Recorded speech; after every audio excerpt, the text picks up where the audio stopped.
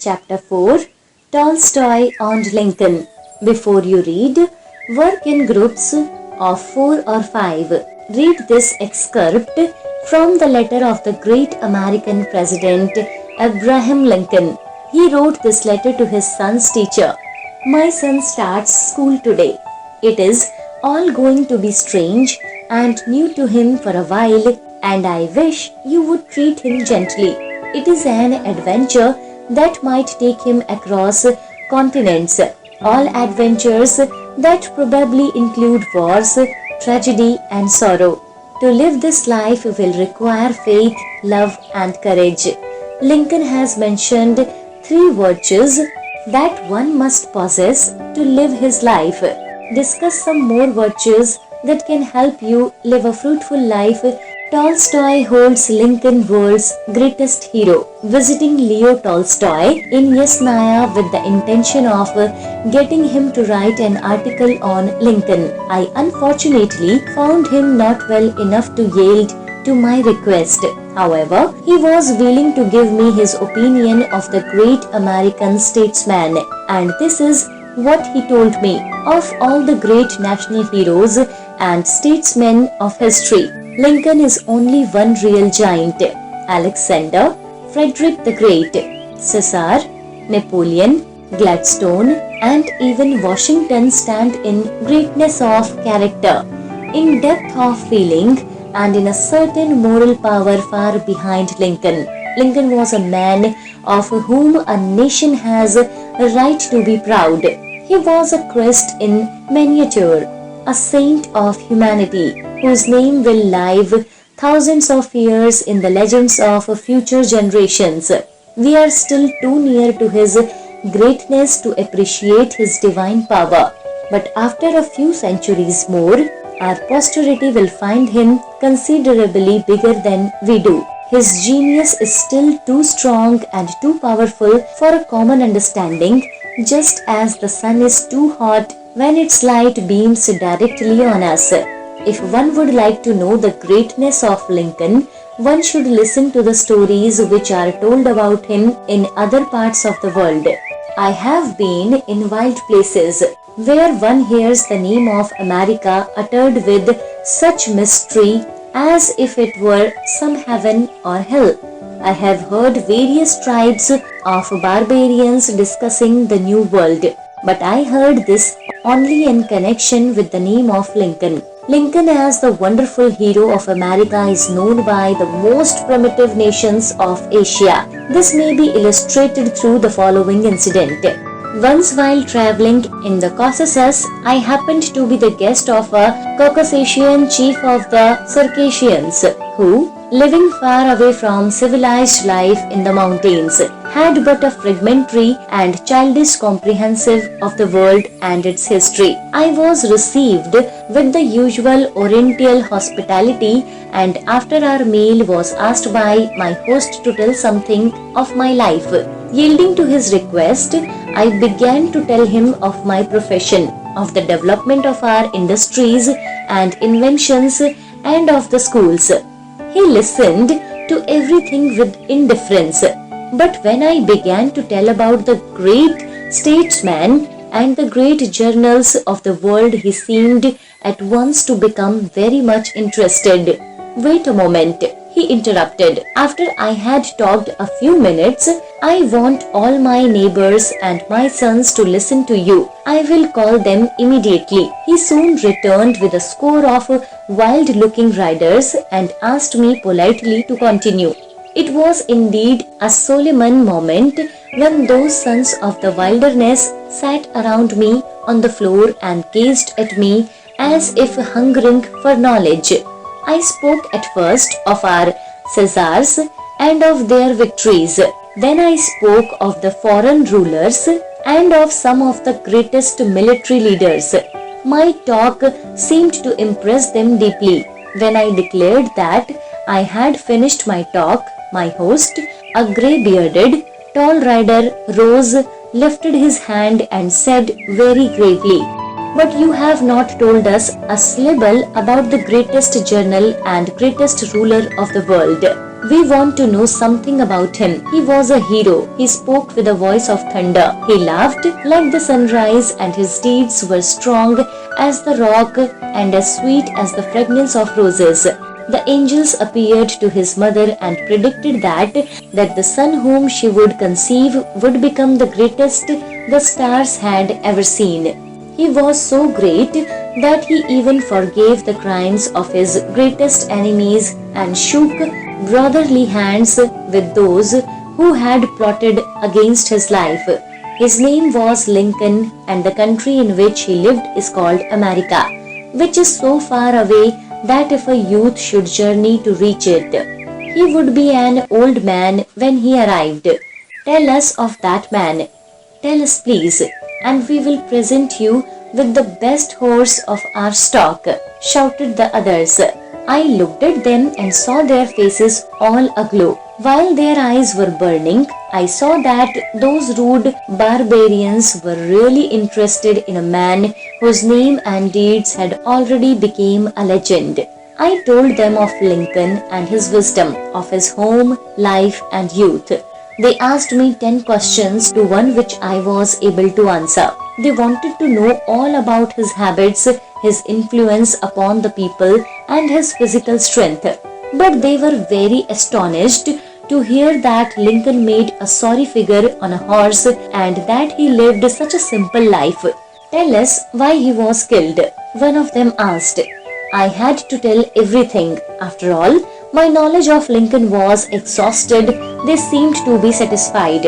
I can hardly forget the great enthusiasm which they expressed in their wild thanks and desire to get a picture of the great American hero. I said that I probably could secure one from my friend in the nearest town, and this seemed to give them great pleasure. The next morning, when I left the chief, a wonderful Arabian horse was brought to me as a present for my marvelous story, and our farewell was very impressive. One of the riders agreed to accompany me to the town and get the promised picture, which I was now bound to secure at my price. I was successful in getting a large photograph from my friend, and I handed it to the man with my greetings to his associates. It was interesting to witness the gravity of his face and the trembling of his hands when he received my present. He gazed for several minutes silently, like one in a reverent prayers. His eyes filled with tears. He was deeply touched, and I asked him why he became so sad. After pondering my question for a few moments, he replied, I am sad because I feel sorry that he had to die by the hand of a villain. Don't you find, judging from his picture, that his eyes are full of tears and that his lips are sad with a secret sorrow? Like all Orientals, he spoke in a poetical way and left me with many deep bows. The little incident proves how largely the name of Lincoln is worshipped throughout the world and how legendary his personality has become. Now, why was Lincoln so great that he overshadows all other national heroes? He really was not a great general like Napoleon or Washington. He was not such a skillful statesman as Gladstone or Frederick the Great.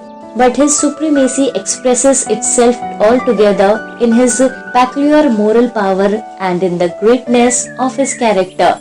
He had come through many hardships and much experience to the realization that the greatest human achievement is love. He was what Beethoven was in music, Dante in poetry, Raphael in painting, and Christ in the philosophy of life. He aspired to be divine, and he was. It is natural that before he reached his goal, he had to walk the highway of mistakes, but we find him nevertheless in every tendency true or one main motive, and that was so benefit mankind. He was one who wanted to be great through his smallness. If he had failed to become president, he would be, no doubt, just as great as he now. but only God could appreciate it. The judgment of the world is usually wrong in the beginning, and it takes centuries to correct it. But in the case of Lincoln, the world was right from the start. Sooner or later, Lincoln would have been seen to be a great man, even though he had never been an American president. But it would have taken a great generation to place him where he belongs. Lincoln died prematurely by the hand of the assassin, and naturally condemn the criminal from our viewpoint of justice. But the question is, was his death not predestined by a divine wisdom?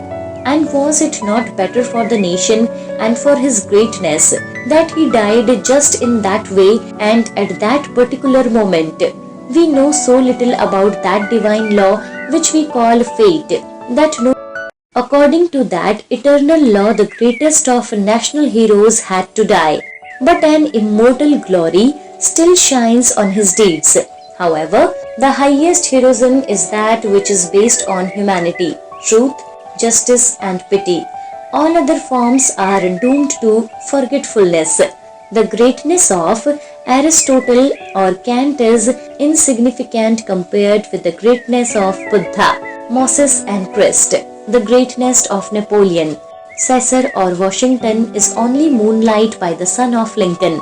His example is universal and will last thousands of years.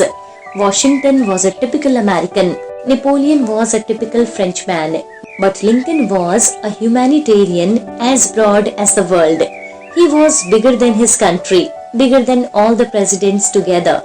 Why? Because he loved his enemies as himself, and because he was a universal individualist who wanted to see himself in the world, not the world in himself. He was great through his simplicity and was noble through his charity. Listen to the text. Incident of a French camp. Before you read, the Battle of Ratisbon was fought between Napoleon and the Archduke Charles of Bavaria on April 22, 1809. The town was afterwards ceded to Austria. The poet has described an incident of that historical battle which is considered as a historic act of a soldier or a fighter. Can you name some Indian fighters who have displayed valor on the battlefield? You know, we French stormed Ratisbon. A mile or so away, on a little mount, Napoleon stood on our storming day, with neck out thrust. You fancy how, legs wide, arms locked behind, as if to balance the prone brow, oppressive with its mind, just as perhaps he must. My plans that soar to earth may fall. Let once my army leader Lannes waver at yonder wall. Out twixt the battery smokes there flew a rider, bound on bound, full galloping, nor bridle drew, until he reached the mound. Then off there flung in smiling joy, and held himself erect by just his horse's mane, a boy you hardly could suspect. So tight he kept his lips compressed, scarce any blood came through. You looked twice ere you saw his breast was all but shot in two. Well, cried he, Emperor, by God's grace, we have got you Ratisbon, the marshals in the marketplace, and you will be there anon, to see your flag bird flap his wings, where I, to heart's desire, perched him. The chief's eye flashed, his plans soared up again like fire. The chief's eye flashed, but presently softened itself as seethes a film the mother eagle's eye. When her bird's eaglet breathes, you are wounded. Nay, the soldier's pride touched to the quick, he said, I am killed, sire, and his chief beside. Smiling, the boy fell dead. Summary. In this poem, the poet describes the courage of a young soldier during the French attack on Ratisbon in 1890, whilst the French army attacked this German city under the command of Lannes. The French Emperor Napoleon Bonaparte stood on a little mound at a distance. He appeared greatly disturbed but quite eager to know about the results of the battle. While he was in deep thought, a rider galloped towards him from the clouds of smoke and fire. He drew the bridle when he reached the mound. So seriously wounded was he that he compressed his lips tightly so that no blood dropped from his mouth. This young soldier brought the news of victory to Emperor and informed him that his army had captured the city. Napoleon was happy to hear this news, but he soon noticed the terrible wounds of the soldier. When he exclaimed that the soldier was wounded, the soldier simply corrected him by stating that he was already killed. Almost immediately after he uttered these words, he fell beside the emperor and died there. This showed the immense strength and sacrifice of the soldier performing his duty.